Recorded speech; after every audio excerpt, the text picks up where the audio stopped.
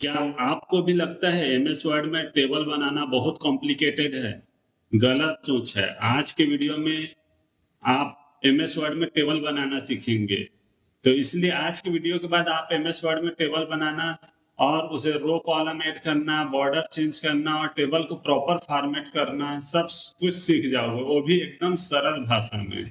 और हाँ, अगर आप अभी भी वर्ड में टेबल बनाने के लिए इधर-उधर क्लिक करके टाइम वेस्ट कर रहे हो, तो रुक जाओ। मैं आपको शुरू से कंप्लीट दिखाने वाला हूँ। No confusion, no boring lecture, बस काम की बात। तो दोस्तों, welcome back to my YouTube channel A1 trick zone, जहाँ पे हम कंप्यूटर को एकदम सरल भाषा में सीखते हैं, जीरो से लेके एडवांस तक, वो भी बिना ₹1 खर्च किए। मैं जानता हूँ यूट्यूब में बहुत सारे वीडियो मिलेंगे, लेकिन वो इतने लंबे और कॉम्प्लिकेटेड होते हैं कि बीच में मन हट जाता है। यहाँ ऐसा नहीं होगा। मैं आपको शॉर्ट, क्लियर और यूजफुल तरीके से सिखाऊंगा ताकि आप वीडियो देखते ही प्रैक्टिस कर सको। तो चलिए शुरू करते हैं। तो सबसे पहले हम एमएस वर्ड ओपन कर लेते हैं और अगर आपके पास ब्लैंक डॉक्यूमेंट है तो टेबल बनाने के दो आसान तरीके हैं। पहला तरीका है, ऊपर मेनू में जाओ और इंसर्ट पे क्लिक करो और टेबल पर क्लिक कर दो। टेबल पे क्लिक कर देने के बाद अब आपके सामने छोटे-छोटे बॉक्स दिखेंगे, यहाँ से आप अपने टेबल का साइज चुन सकते हो। मान लीजिए आपको 4 कॉलम और 5 रो का टेबल चाहिए, है ना? तो उतना ही सेलेक्ट कर लो और क्लिक करते ही आपके सामने टेबल आ जाएगा, है ना? जितने उतने ही पे क्लिक करोगे आपके सामने टेबल दिख ही रहा है। और देखो, इतना सिंपल है कि अब चलिए समझते हैं कि रो क्या होता है। तो जैसे हम टेबल बना लिए तो रो होता है और इसमें कॉलम होता है। और रो मतलब होता है हॉरिजॉन्टल लाइन और कॉलम का मतलब होता है वर्टिकल लाइन। अगर आसान भाषा में बोलूं तो टेबल के अंदर जो लाइन लेफ्ट टू राइट जाती है, लेफ्ट से राइट जा रही है, उसको रो कहते हैं। और जो लाइन टॉप से बॉटम की तरफ जा रही है वो कॉलम कहलाती है। हाँ? तो मान लीजिए आपने स्टूडेंट लिस्ट बनाई है, तो कॉलम में क्या-क्या होगा? कॉलम में होगा name, class, roll number, marks, ये कॉलम में हो जाएगा।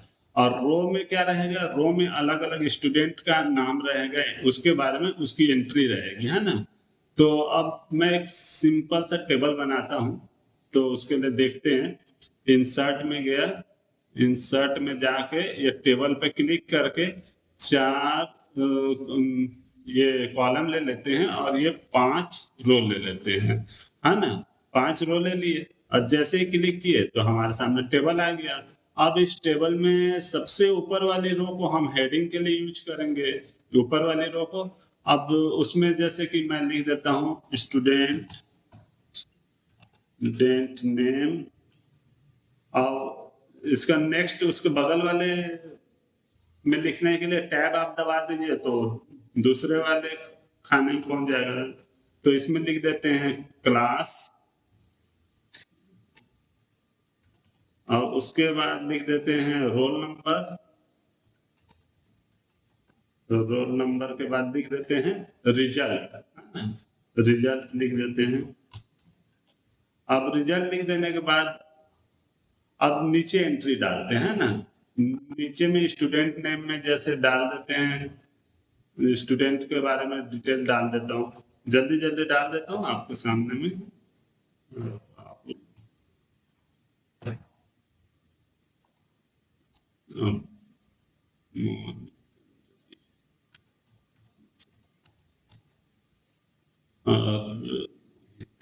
स्टूडेंट के नाम में पूरा स्टूडेंट का नाम भी डाल सकते हैं, उसके क्लिक करके भी आप डाल सकते हैं और नहीं तो आप टैब से भी डाल सकते हैं। जैसे कि जो भी आपको उसमें फिल करना है इस तरह से आप टैब दबा दबा के अगला अगला मतलब अगले अगले बॉक्स में आप जा सकते हैं।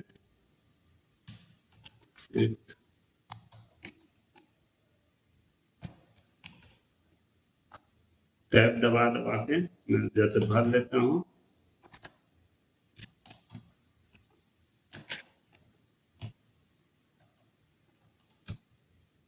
इस तरह से अब देखो टेबल कितना क्लीन और प्रोफेशनल लग रहा है। और सच बोलूं तो अगर आप अभी भी नोट्स को ऐसे ही रैंडम पैराग्राफ में लिख रहे हैं तो गलत कर रहे हैं। टेबल यूज करना सीख लो, काम आसान हो जाएगा, फाइल क्लीन लगेगी और प्रेजेंटेशन भी स्ट्रांग बनेगा, है ना। अब जैसे कि आप मान लो कि टेबल में एक और स्टूडेंट का नाम ऐड करना है ना।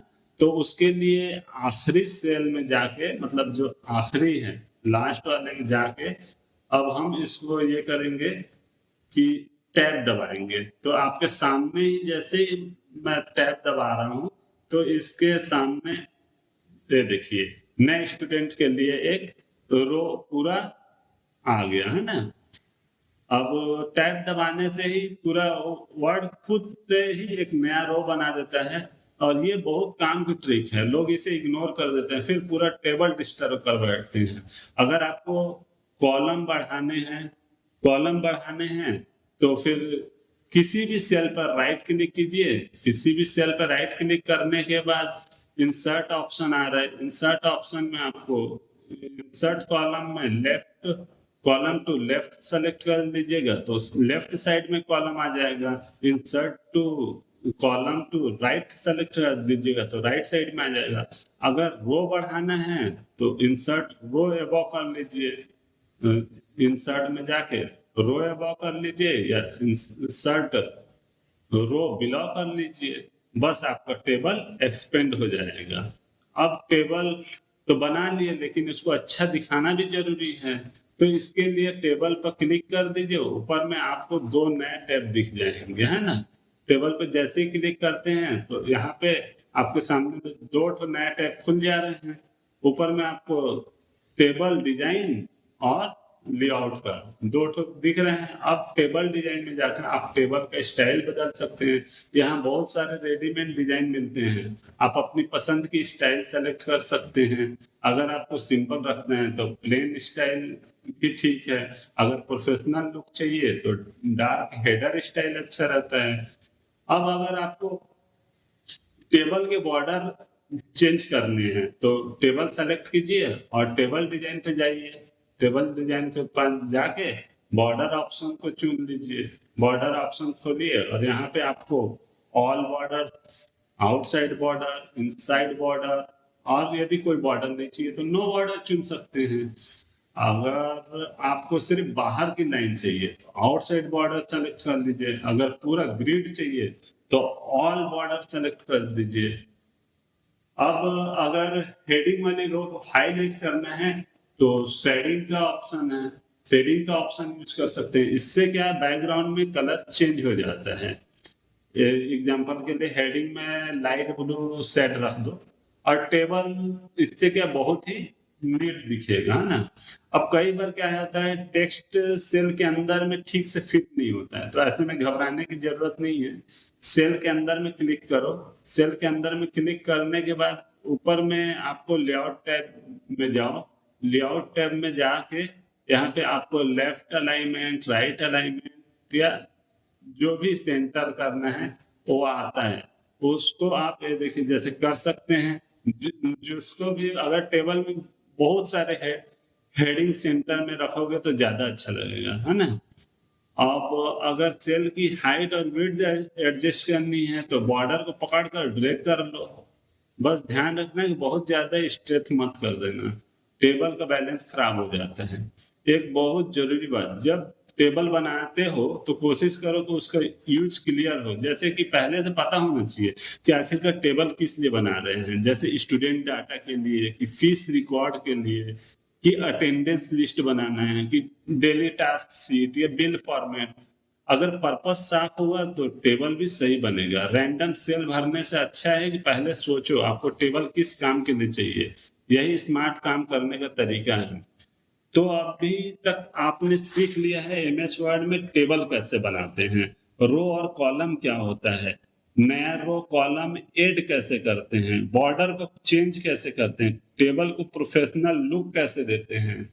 मतलब कि अब आप बेसिक लेवल से टेबल वर्क कर सकते हैं। अगर आपको यह वीडियो समझ में आया है तो अभी लाइक ज़रूर कर देना, और अगर आप सच में कंप्यूटर सीखना चाहते हैं बिना पैसे खर्च किए तो A1 ट्रिक ज़ोन को अभी सब्सक्राइब कर लो, क्योंकि यहाँ आपको मिलेगा MS Word, Excel, computer basic, tips and tricks, zero से एडवांस लर्निंग, सब कुछ सिंपल लैंग्वेज में। और सुनो, सिर्फ देखना मत, प्रैक्टिस करते रहो, क्योंकि कंप्यूटर देखने से नहीं, प्रैक्टिस करने से सीखा जाता है। अगर आप चाहो तो मैं नेक्स्ट वीडियो एमएस वर्ड में टेबल के अंदर में बहुत सारे सुंदर-सुंदर फॉर्मेटिंग करना या उसमें रिज्यूम बनाना कंप्लीट सिखाऊँगा, तो कमेंट में ज़रूर लिखना टेबल नेक्स्ट, और अगला लेसन लेकर आऊँगा, उसके लिए आप चैनल को सब्सक्राइब कर ले। और कोई भी, मान लीजिए कोई भी आपको डाउट है, कोई भी क्वेरी है, तो आप मुझे कमेंट कर दीजिए, नहीं तो इंस्टाग्राम में मैसेज कर दीजिए, मैं आपके मैसेज का रिप्लाई करूँगा, आपके क्वेरीज को सॉल्व करूँगा। अब मिलता हूँ मैं नेक्स्ट वीडियो में, अगले वीडियो में एक और आसान लेसन के साथ। तब तक के लिए सीखते रहो, प्रैक्टिस करते रहो और अपने कंप्यूटर डर को खत्म रखो। अब मिलते हैं नेक्स्ट वीडियो में। A1 ट्रिक ज़ोन के साथ बने रहिए।